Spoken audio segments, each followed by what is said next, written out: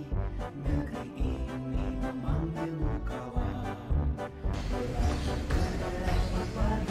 Assalamualaikum Bu. Waalaikumsalam. Saya mau curhat sedikit. Murid saya itu sepertinya kurang minat dalam belajar, terlihat pasif dan kurang aktif. Jadi saya ingin mencari solusi bagaimana kira-kira cara meningkatkan minat belajar siswa saya ini. Oh iya Bu Nurul, saya lihat Ibu dari masuk tadi raut mukanya itu sudah agak kesel gitu. Berarti Ibu punya masalah ya? Nah, sebelum kita berdiskusi, saya mau bertanya pada Ibu Nurul. Tujuan Ibu berdiskusi dengan saya ini apa? Karena Bu, saya ingin tahu cara meningkatkan supaya siswa-siswa ini belajarnya itu lebih bersemangat dan minat belajarnya itu meningkat lah. Karena saya lihat mereka tidak bersemangat, kurang aktif dan kurang memahami pelajaran jadinya. Kira-kira gimana ya? Oh iya ya Bu, saya rasa pun ini sudah menjadi hampir masalah kita semua sebagai guru ya Bu Nurul. Apalagi sekarang di masa peralihan ya, dari pembelajaran daring terus ke pembelajaran tatap muka. Oke Bu Nurul, berarti masalah Bu Nurul yang pertama adalah kurang aktifnya siswa. Yang kedua tadi Bu Nurul, Siswa mungkin selama daring siswa jadi kurang mengenal guru dan lebih banyak main HP sehingga fokusnya itu ke HP dan bukan belajar. oke Bu Nurul, ternyata Bu Nurul ini punya masalah ya. Nah sekarang begini Bu Nurul, dari masalah itu apa kira-kira yang bisa Ibu lakukan atau potensi Ibu lah kelebihan Ibu yang bisa Ibu lakukan? Nah, strateginya ini Bu, saya sudah menerapkan diskusi kelompok, melakukan SBG atau game selama pembelajaran dan juga memberikan kuis yang mudah untuk anak-anak. Oh, setelah Ibu melakukan hal tersebut tapi anak-anak masih kurang merespon Masih ya? kurang merespon. Nah sekarang kira-kira apa rencana Ibu selanjutnya? Atau ada cara lain Ibu dalam menghadapi masalah tersebut? Nah, saya berencana membuat komitmen dengan siswa Bu. Yang pertama datang lebih tepat waktu dan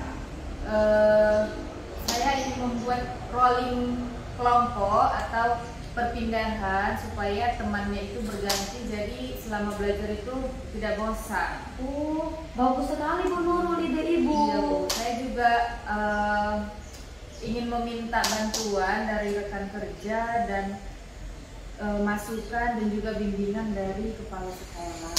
Oh iya Bu. Saya sangat tertarik dengan strategi Ibu tadi yang rolling siswa. Jadi kan dalam berkelompok itu siswa tidak berteman dengan yang itu saja.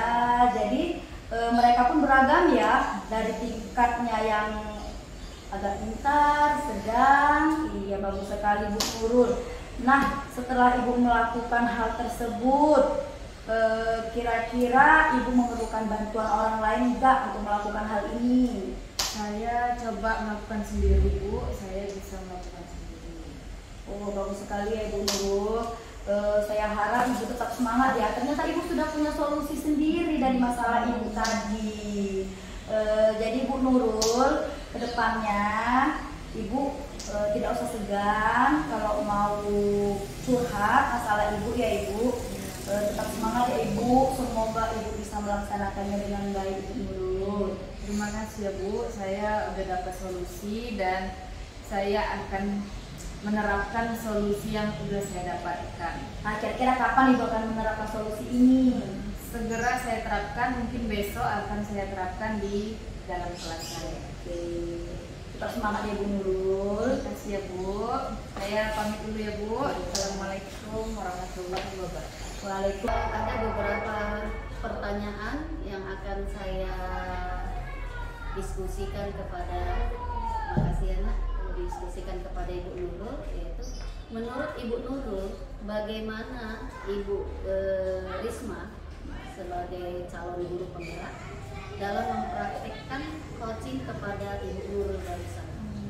Ibu Risma sebagai CGP itu bersemangat dan mampu memberikan pertanyaan-pertanyaan yang bisa memancing Kuci untuk mengeluarkan kekuatan yang ada pada dirinya sehingga Kuci bisa menemukan solusi dari masalahnya sendiri. Oke.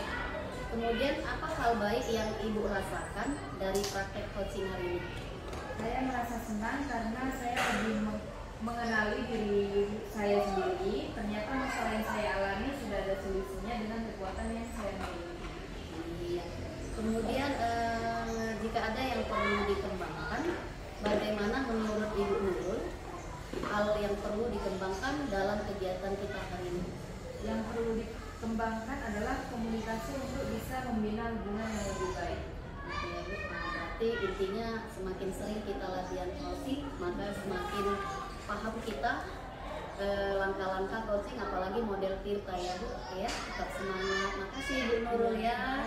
Ibu Risma, gimana kabarnya? Alhamdulillah baik Ibu. Kemudian menurut Bu Risma, apa saja hal baik dari praktik coaching yang barusan Ibu lakukan bersama Ibu Nurul? Saya merasa saya sebagai orang yang bisa mengenali coach saya ini, saya bisa menggali potensi-potensi coach saya ini dengan pertanyaan-pertanyaan pemantik. Jadi coach saya ini memiliki masalah, ternyata masalahnya itu sudah punya solusi dari dalam diri dia sendiri. Kemudian apa saja hal yang menurut Ibu perlu tingkatkan dari praktek coaching kita hari ini? Yang perlu dikatakan itu antusias dan komunikasi yang baik. Oke. Kemudian bagaimana perasaan Ibu setelah melakukan coaching pada rekan kerja yaitu Ibu Nurul? Saya merasa senang Cibu karena saya bisa menerapkan langsung modul yang sudah saya pelajari yaitu modul 2. Kemudian ketika kita loka 4 ya Bu. Nah, selain Ibu Nurul, adakah rekan kerja yang lain yang Ibu ajak coaching? Ada satu. Ada satu orang ya. Oke. Nah, kemudian selain itu juga adakah yang lain lagi yang Ibu ajak untuk coaching? Belum ada. Belum ada. Nah, siswa udah pernah nggak diajak untuk coaching? Belum. Belum ya. Oke. Nah, saran Ibu untuk Bu Nurul dan Bu Risma, kalau bisa kegiatan praktek coaching ini sering-sering dipraktekkan, bukan hanya sesama rekan kerja, tetapi sesama siswa juga bisa ya, sehingga kita bisa memahami bagaimana siswa maupun rekan kerja kita, ya kan? Nah, praktek yang kita lakukan ini kan modelnya ada Tirta, itu yang sudah kita pelajari secara daring maupun ketika kita loka karya 4. Oke Bu Nurul ya, makasih banyak sudah membantu Bu Risma, dan Bu Risma juga makasih banyak, tetap semangat. Perjalanan kita 3 bulan lagi ya Bu Risma ya. Kalau dilihat di mungkin sudah 85%. Oke Bu Nurul ya, sama Bu Risma ya, makasih banyak. Assalamualaikum warahmatullahi wabarakatuh. Waalaikumsalam warahmatullahi wabarakatuh. Apa kabarnya Bu Risma? Alhamdulillah baik. Nggak terasa hari ini kita pendampingan individu keempat ya Bu Risma ya. Oke, saya akan bertanya tentang observasi rekan sejawat. Bagaimana pengalaman Bu Risma ketika meminta rekan guru lain mengobservasi praktik pembelajaran di Risma ketika pembelajaran di dalam kelas? Saya merasa senang ya Cibu, tapi saya juga merasa takut. Takut banyak kesalahan yang saya lalui. Jadi saya merasa senang karena saya bisa tahu kelemahan, kekurangan serta kelebihan saya dalam mengajar. Oke. Kemudian menurut Ibu Risma, bagaimana praktik pengajaran yang terjadi saat dilakukan observasi? Saya mengajar sudah berdasarkan RPP yang sudah saya rancang sehingga pembelajaran itu terarah sesuai dengan tujuan pembelajaran. Oke. Apa komentar rekan guru yang mengobservasi setelah melakukan observasi praktik mengajar kepada Ibu Risma? Komentarkan guru saya, pembelajaran yang sudah saya lakukan sudah baik, tetapi masih ada yang perlu diperbaiki seperti dalam proses refleksi. Kemudian apa hal-hal yang sudah baik yang sudah Ibu lakukan di kelas, dan apa hal yang menurut Ibu perlu diperbaiki? Yang sudah saya lakukan di kelas, saya sudah menerapkan budaya positif, seperti membuat kesepakatan kelas, menerapkan lisan, lihat ambil sampah. Terus saya juga membuat pojok baca agar siswa lebih tertarik dalam belajar. Yang perlu saya perbaiki adalah tentang pembelajaran yang lebih kreatif serta pembelajaran berdiferensiasi. Oke, strategi apa yang Ibu gunakan untuk bisa memperbaiki hal tersebut? Untuk menarik minat siswa, yang saya lakukan itu biasanya saya melakukan ice breaking dengan bervariasi. Terus saya mengajak siswa berdiskusi tentang masalah-masalah apa saja yang terjadi pada mereka. Terus sebelum pembelajaran, saya sering mengajak mereka untuk mencari berita-berita yang aktual. Jadi mereka ketika belajar itu bersemangat. Nah, kemudian apa hal yang ingin Ibu ketahui atau perbaiki setelah melakukan praktek mengajar tersebut berdasarkan respon dari murid Ibu? Murid-murid saya merespon begini, Bu, kita sering-seringlah Bu melakukan kegiatan ice breaking seperti itu biar kami tidak bosan Bu. Terus pembelajaran itu sering menggunakan praktek mereka, menggunakan media seperti itu. Kita diskusi mengenai aksi nyata modul 2.1 dari 2.2. Nah, bagaimana tugas aksi nyata modul 21 dan modul 2.2 yang Ibu Risma sudah kerjakan? Saya sudah mengerjakannya alhamdulillah dengan baik dan tepat waktu. Tetapi kemarin saya bermasalah dalam hal pembagian waktu juga, ketika kapan saya harus mengajar dan waktu dengan keluarga. Jadi kemarin sempat terbentur, ini sudah 2 hari belum selesai tugasnya, tapi alhamdulillah selesai juga karena saya memprioritaskan tugas terlebih dahulu. Berarti kendalanya sudah terjawab ya Ibu Risma ya. Oke. Kemudian bagaimana perasaan Ibu Risma selama mengerjakan tugas tersebut? Yang saya rasakan, saya senang ya Cikgu ketika saya melakukan tugas tersebut. Ternyata saya sudah melakukan yang saya pelajari pada modul tersebut. Sudah saya praktekkan di situ. Sudah dibagi dengan rekan-rekan kerjanya? Masih ini, mereka kan kadang kurang merespon karena menurut mereka ini menambah beban.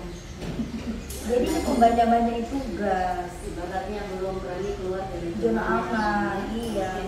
Kemudian ketika kita lokal karya 4 kemarin, sudah ada nggak Ibu Risma melakukan pengimbasan?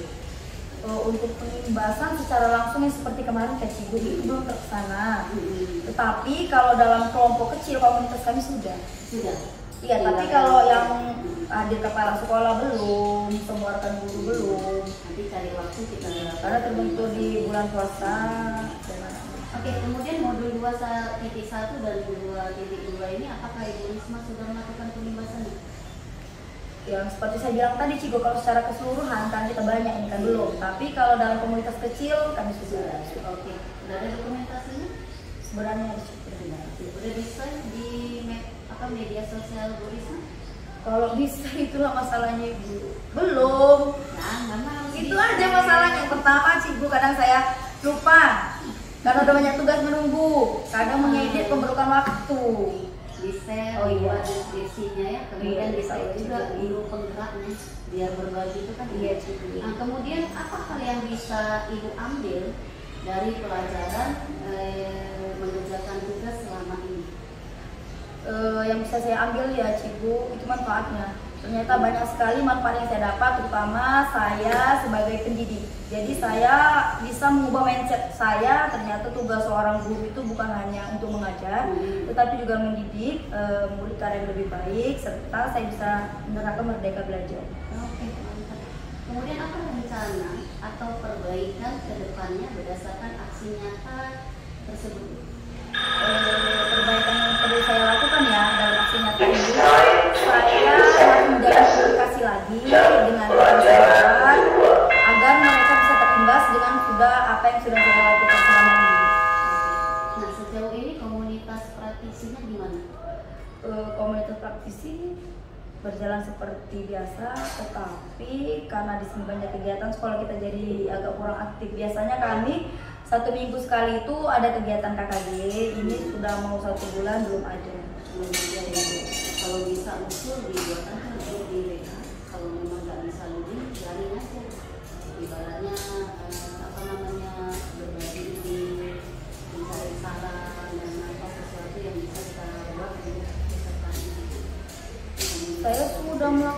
tapi respon kurang.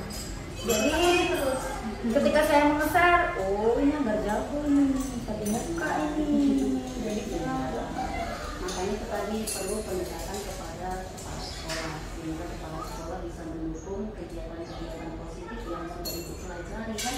Masa yang kegiatan positif yang sudah ibu pelajari tidak kita bagikan dengan orang lain. Apalagi rekan kerja.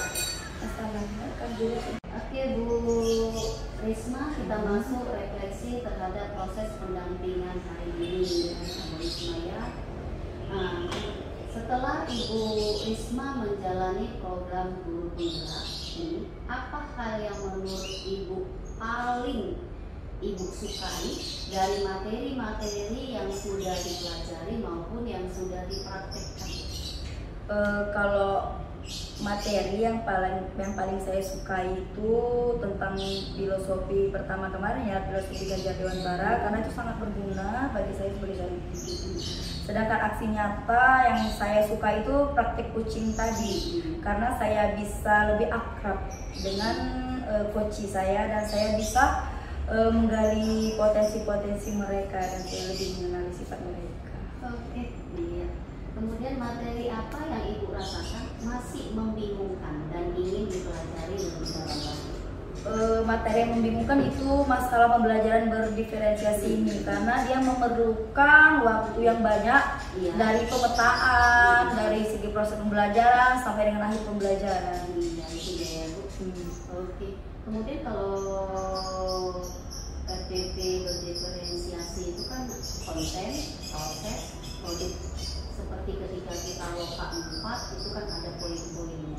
Jadi kalau dia konten misalkan materi itu disajikan dalam bentuk video, bacaan, gambar, itu sudah termasuk konten.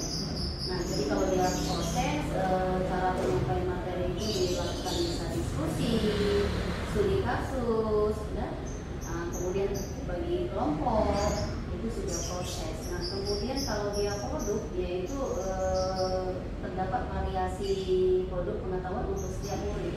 Contohnya membuat poster, membuat cerpen, membuat pantun, kegiatan Bu. Nah, itu tetap Ibu terus Ibu laksanakan di dalam kelas dan juga berbagi dengan rekan kerja sehingga bisa menciptakan kelas yang menyenangkan. Oke kan Bu? Nah, kemudian dari yang Ibu ikuti selama ini tidak terasa kan, hal apa yang menurut Ibu yang paling berkesan dari Ibu?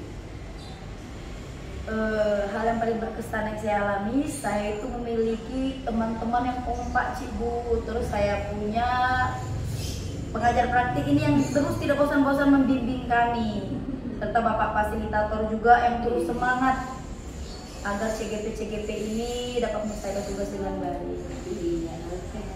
Nah, kemudian hal yang tidak berkesan ada nggak kira-kira? Ada Bu yang tidak berkesan itu kadang kalau ada dari kelompok lain. Terus kelompok lain ini dia kalau kami diskusi kolaborasi gitu kan dia menyudutkan antar kelompok gitu, menganggap oh yang kami lakukan ini hanya pura-pura gitu. Padahal kan tidak seperti itu. Tapi itu kan sebagai motivasi buat Ibu dan buat yang lain untuk lebih bagus lagi dalam berkarya. Ya kan Bu? Oke, Ibu apa yang ingin Ibu pertanyakan sama Ibu atau ada yang ingin Ibu diskusikan terhadap Ibu? Yang saya ingin tanyakan ya kepada Ibu ini kedepannya CGP ini seperti apa gitu? Apakah nanti betul yang seperti dibicarakan Ibu Deliana semalam? Apakah setelah tamat dari kegiatan CGP ini kami vakum atau ada komunitas lagi seperti itu? Sebenarnya tidak, makanya kan Ibu udah bergabung di komunitas Partisi Kota Pematang Siantar. Nah, setelah selesai ini mungkin akan ada kegiatan-kegiatan yang akan Ibu lakukan, contoh membuat buku, yaitu perjalanan Ibu dari awal mengikuti seleksi CGP ini sampai di titik akhir. Nah, kedua nanti mungkin ibu-ibu akan diundang ke sekolah-sekolah lain sebagai narasumber. Kemudian juga bisa diundang ke daerah lain. Nah, satu lagi setelah selesai dari sini kan ibu sudah memiliki sertifikat guru penggerak. Nah, sertifikat guru penggerak ini nanti ke depannya akan diutamakan ketika ibu ingin mencoba kepala sekolah ataupun pengawas. Nah, setelah ini tadi bisa juga ibu nanti ikut pengajar praktek. Nah, kayak seperti saya kan, nah saya nanti bisa tetap menjadi pengajar praktek atau saya ikut seleksi fasil. Nah, ibu juga gitu. Nah, jadi setelah selesai dari sini pasti akan banyak nanti kegiatan-kegiatan positif yang bisa menambah wawasan ibu, kemudian juga menambah tali persaudaraan dengan yang mana aja. Makanya itu tadi kalau ada media sosial, grup-grup guru penggerak dari mana aja bergabung aja, ya kan? Yang penting satu kunci sudah dipegang, yaitu sertifikat guru penggerak. Jadi masalah buku yang mau kita buat ini kan Cici, ini ditampilkan saat oka atau setelah ini? Boleh ketika panen hasil. Makanya ketika dari awal ibu bilang kan perjalanan ibu mengikuti seleksi guru penggerak sampai ketika nanti sebelum lokat, boleh ibu tulis. Ibu tulis, ibu paparkan foto-foto dokumentasi apa yang udah ibu buat, ibu tulis. Nah, itu juga bisa nanti dalam bentuk, tidak usah dalam bentuk cetak buku, mana tahu cetak buku kan mahal, ya kan? Ya buat aja seperti ini, portofolio. Oh, jadi dia kalau dalam buku ini kan Cibu dia bisa berbentuk esai gitu, biografi atau contoh gini kan? Bisa. Iya kan? Satu buku itu kami 4 orang. Jadi perjalanan kami 4 orang itu Iya bisa. Nah, jadi nanti itu kalau sudah selesai kita cari nanti penerbit yang bisa mau menerbitkan. Nah, satu lagi jurnal refleksi lingkungan itu dari awal ibu sampai apa? Itu kan masih ibu simpan filenya. Nah, itu kan bisa ibu print. Oh, ya ibu print, bolongi, udah bikin. Baru tampilannya ibu kreasikan kayak mana. Nah, nanti saya kirim satu, ada kebetulan kemarin angkatan 3 waktu hasil panen hasil itu saya lihat cantik. Nah, dalamnya itu dalam bentuk print, perjalanan jurnalnya semua, terus baru nanti dikreasikan pakai kertas manila, kertas apa, baru ada gambar ibu, ada tulisan-tulisan. Itu kan udah satu karya. Nah itu juga nanti bisa kepada peserta didik. Contohnya dari semester pertama mereka di kelas 5 misal, apa kegiatan-kegiatan yang mereka lakukan bersama gurunya bisa diabadikan sampai selesai ya satu. Bagaimana istilahnya nanti jurnal mingguan kelas 5. Nah, masih pola. Nah, kan itu juga dia bisa. Oh, jadi gini lah, biar kalau karya ini bisa tampil semua rasa kan bagi tugas lompat kelompok ini ya Bu. Bisa, Mana boleh. bidangnya? Kalau Bu Mimi saya yakin itu pasti ke kreasi ya. Terus iya nanti kami bantu tugas.